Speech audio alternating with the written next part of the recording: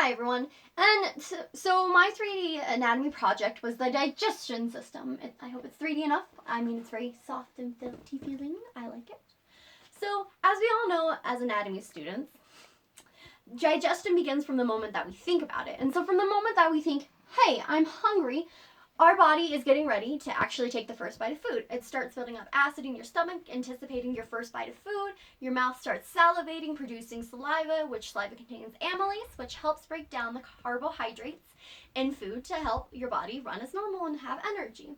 And so from the moment we take that bite of a cheeseburger or a cake, it's in our mouth and we're chewing it with our teeth. And as we're chewing it, our tongue and the top of our roof of the mouth, right here, mushes it together, creating a ball-like mush of food. And then what happens is when we swallow it, it goes down our esophagus. But when we swallow, our nasal pharynx closes to make sure it protects our nose so no food gets in there. And our epiglottis closes so your trachea does not get food in there, because you don't want trachea where you breathe and you're like, death, wrong air tube. You don't want that.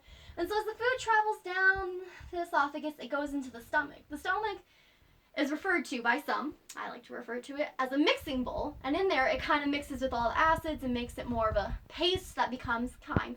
And because of that paste, what happens is in the liver, this is where bile is made, and the gallbladder, that's where excess bile is.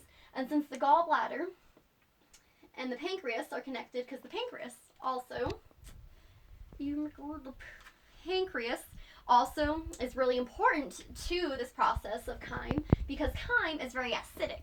And before it even goes into the intestines, the pancreas has bicarbonate ions that neutralize the acidic in the chyme. So when it does travel to the duodenum, the first part of the small intestine, it's not harmful to the stomach, and it can safely travel throughout. And the first part of the small intestine, as I said before, is the duodenum, which is connected to the pancreatic duct and bile duct, meaning that's where all the stuff in here and in here comes into.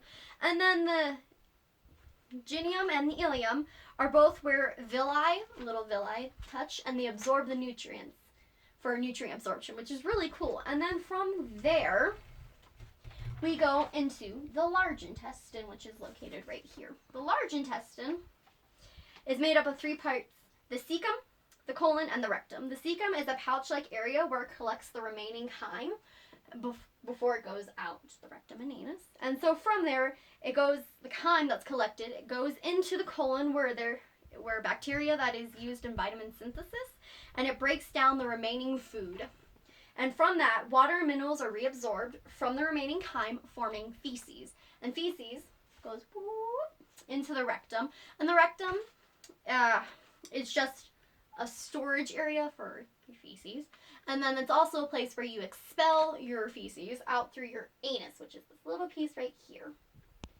And if I didn't go over it, I have the mouth, the salivary glands, the pharynx, esophagus, liver, stomach, pancreas, gallbladder, large intestine, small intestine, rectum, anus. I forgot to label this, but this is your appendix. And that's basically the whole digestive system in a whole. Thank you.